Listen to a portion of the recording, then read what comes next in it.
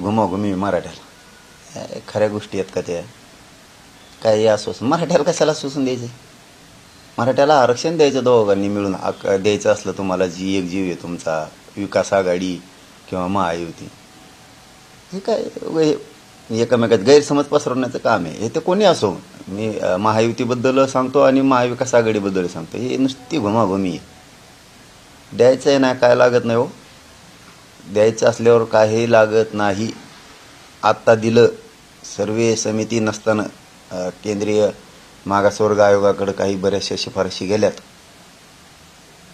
मनात असल्यावर काही करता येतं. मराठ्यांना द्यायचं आहे का नाही हे ठरवायचं.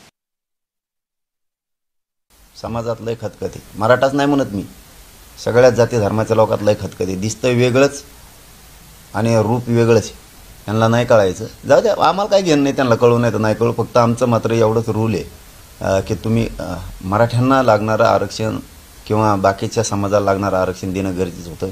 आता लोकांना सहज कळतंय, सहज म्हणतोय मी, सहज कळतंय आपल्याला कोण उल्लू बनायला लागलं. विरोधक आणि सत्ताधारी कसे उल्लू बनिते जनतेला, कोण कोणच्या या बॉर्डरचा या बॉर्डर